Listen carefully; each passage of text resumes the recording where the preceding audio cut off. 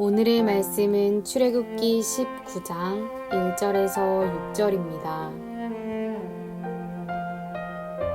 이스라엘 자손이 애굽 땅에서 나올 때부터 제3월 곧 그때에 그들이 시내 광야에 이르니라. 그들이 르비딤을 떠나 시내 광야에 이르러 그 광야에 장막을 치되 산 앞에 장막을 치니라. 모세가 하나님 앞에 올라가니 여호와께서 산에서 그를 불러 가라사대 너는 이같이 야곱 족속에게 이르고 이스라엘 자손에게 고하라. 나의 애굽 사람에게 어떻게 행하였음과 내가 어떻게 독수리 날개로 너희를 업어 내게로 인도하였음을 너희가 보았느니라. 세계가 다 내게 속하였나니 너희가 내 말을 잘 듣고 내 언약을 지키면 너희는 열국 중에서 내 소유가 되겠고 너희가 내게 대하여 제사장 나라가 되며 거룩한 백성이 되리라. 너는 이 말을 이스라엘 자손에게 고할지니라. 아멘. 오늘은 11월 18일 목요일입니다. 오늘은 출애굽기 19장 1절에서 6절까지 말씀을 묵상하도록 하겠습니다. 오늘 말씀은 백성들인 이스라엘 백성과 하나님 사이에 언약을 맺는 장면이 소개되고 있습니다. 1절과 2절을 보십시오.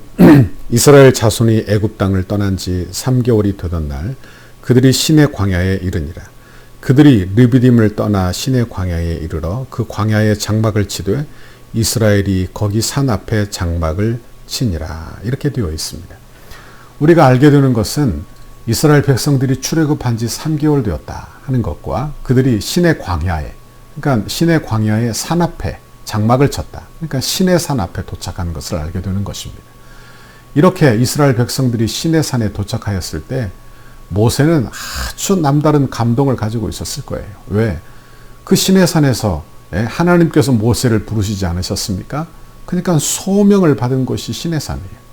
그곳에서 불붙은 떨기나무 불꽃 가운데에서 주의 음성을 듣고 내가 선 곳은 거룩한 곳이니 신을 벗으라 하지 않았습니까?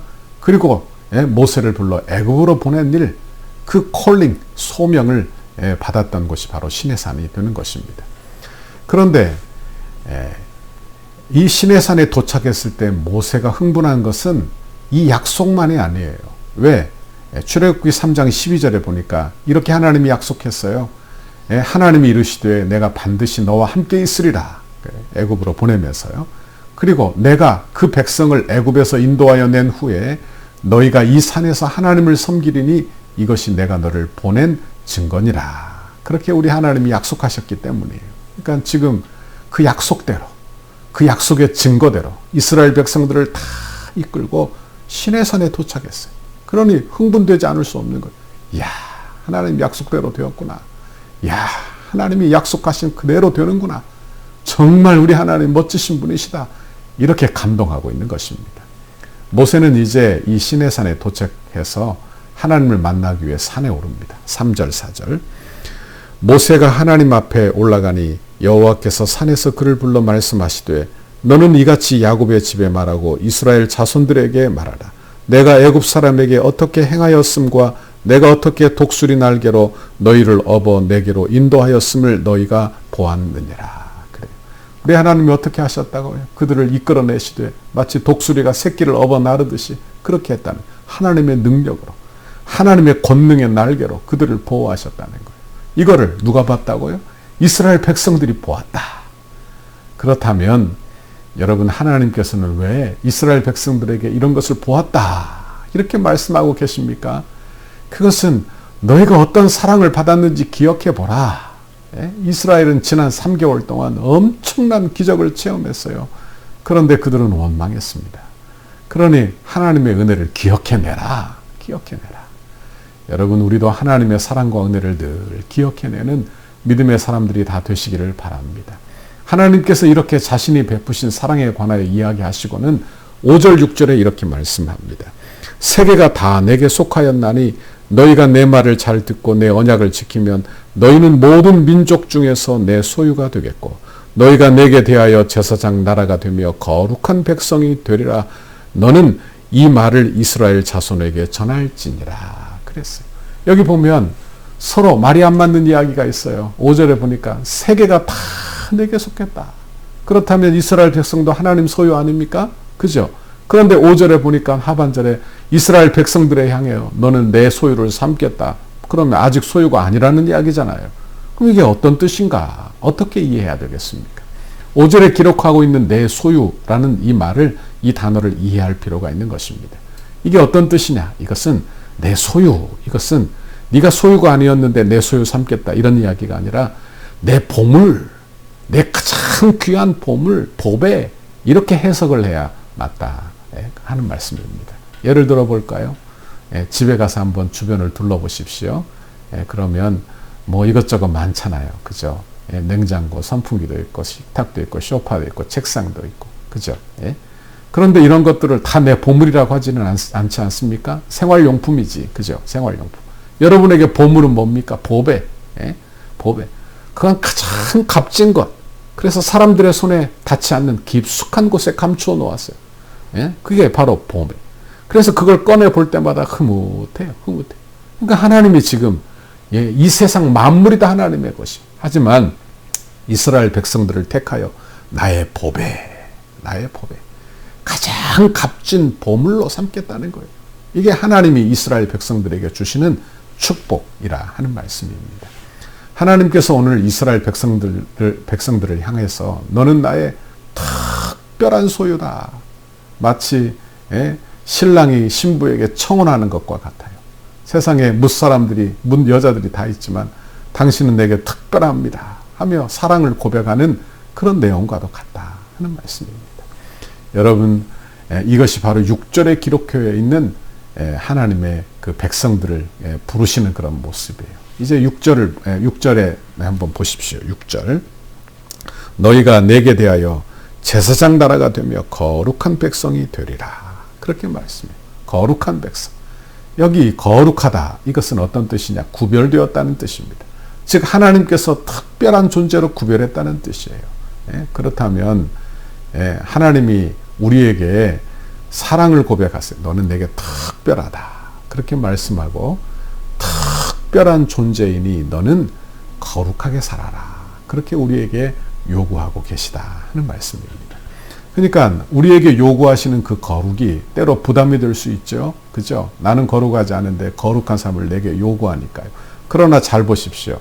하나님이 우리에게 왜 이걸 요구하는지를 보시라 하는 말씀입니다.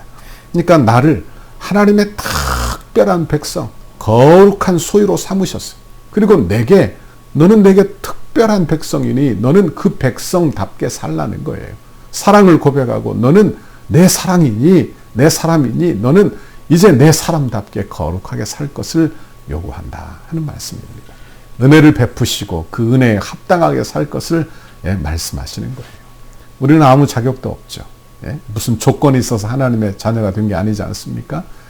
그런데 우리를 아무 조건도 없이 타락하고 죄 많은 우리를 예수 그리스도 안에서 우리를 하나님의 자녀 삼으신 거예요. 보배 삼으신 거예요. 아주 귀중한 보배를 삼으신 거예요. 그리고는 우리에게 말씀하시는 거예요. 내가 너를 사랑한다. 너를 특별한 존재로 삼고 싶다. 이렇게 말씀하시고 우리에게 그 은혜를 기억하며 살 것을 말씀하시는 것입니다. 여러분, 우리는 하나님의 자녀입니다. 아멘. 하나님의 자녀. 그러므로 하나님의 은혜를 늘 기억하세요. 여러분, 값없이 주어진 하나님의 은혜 얼마나 감사해요. 얼마나 감격이 있어요. 그죠? 이런 은혜 저와 여러분이 늘 경험하고 살 수 있기를 간절히 바랍니다. 우리는 이스라엘 백성과는 달라요. 하나님의 사랑받으며 원망하고 불신하던 그런 이스라엘 백성들과는 달리 우리는 하나님의 사랑받아 감사하고 그리고 하나님의 사랑받아 찬양하고 주님 사랑하는 저와 여러분의 오늘 하루가 되기를 간절히 바랍니다. 오늘도 애쓰셨습니다. 오늘 너무 수고 많으셨어요. 우리는 하나님의 자녀임을 잊지 말고 삽시다. 오늘도 믿음으로 살기를 주저하지 않기를 바랍니다. 오늘도 용기를 내십시오. 우리 주님이 함께 하십니다. 같이 기도하겠습니다. 하나님 아버지 고맙고 감사합니다. 오늘 우리에게 귀한 말씀 주시니 참 감사합니다. 하나님 그 말씀이 우리에게 들어와 나를 귀중한 보배로 하나님의 귀한 선물, 하나님의 자녀 삼으셨으니 하나님 주의 자녀답게 이 땅에서 살게 하시고 은혜 받은 자로, 은혜를 헛되이 여기지 않고 은혜 받은 자로 이 땅에서 사는 주의 성도들이 내가 되도록 인도해 주옵소서. 감사합니다. 예수님 이름으로 기도하옵나이다. 아멘. 우리 교회를 향한 주님의 뜻을 이루소서. 성전 건축을 위한 100대 기도문 15페이지입니다. 목요일 역동성 있는 건축 과정을 위하여 함께 기도하시겠습니다. 시간의 최적화가 이루어져 정해놓은 공사 기간에 흐트러짐이 없이 진행되게 하옵소서. 한 건의 안전사고와 부실 공사가 발생하지 않도록 공사 현장을 보호하여 주옵소서. 공사 기간 중 불미스러운 일이나 어떠한 사건, 사고 없도록 하나님께서 보호하여 주시고 은혜로 인도하여 주옵소서. 공사 차량과 공사 장비가 오고 갈 때마다 사고가 없게 하시고 이 일을 위해 교회가 합심으로 기도하도록 인도하여 주옵소서. 일용직 인부 한 명까지도 건강하게 하시고 안전하게 하옵소서. 공사 기간과 날씨 등 모든 환경을 주장하셔서 공정에 아무런 차질이 없게 하시고 악한 세력이 범접하지 못하도록 보호하여 주옵소서. 공사 중에 성전토에 기도하기 위해 오고 가는 성도들의 안전을 지켜주옵소서. 공사 중에 성도들 가족의 안전도 지켜주셔서 기도에 어려움이 없게 하옵소서. 건축에 필요한 모든 재정이 시기적절하게 잘 채워지게 하시고 재정의 활용도가 높아져 재정 누수가 없게 하옵소서. 성도들의 눈물이 담긴 헌금을 빈틈없이 관리할 수 있도록 재정을 담당하는 실무자들에게 정직함과 지혜를 주시고 건축 헌금을 드리는 성도들에게 복을 주셔서 은혜의 간증이 넘치게 하옵소서. 모든 건축 재원이 순조롭게 마련되게 하시고 공사 과정과 준공에 이르기까지 모든 진행 과정에 재정 집행에 어려움이 없게 하옵소서. 건축으로 인해 사역이 위축되지 않고 오히려 풍족하게 채워지는 성령의 역사가 일어나게 하옵소서. 공사 과정에서 발생할 수 있는 모든 민원의 소지를 차단하여 주시고 행정당국과 적극적이고 긴밀한 협력 관계를 구축하게 하옵소서. 건축이 진행되는 동안 지역사회와 이웃 주민들과 깊은 신뢰의 관계를 형성하게 하시고 덕소교회에 대하여 기대감과 소망을 품게 하옵소서. 인접 건물이나 대지 소유자, 인접 주민들과 친밀한 관계 속에 무진동, 무소음, 무분진 공법으로 안전한 철거와 안전한 덮하기가 되게 하옵소서. 적절한 공사기간, 공사비 절감, 최고의 품질을 위해 세밀한 업무가 이루어지게 하옵소서. 건축에 사각지대가 없게 하시고 관계자들이 아름다운 손길로 섬기게 하옵소서. 건축의 모든 과정에 지자체와 은혜로운 협력 관계가 유지되게 하셔서 덕소와 남양주 지역의 영적 부흥에 긴밀한 협조가 이루어지게 하옵소서. 건축의 모든 과정을 세밀하게 인도해 주옵소서.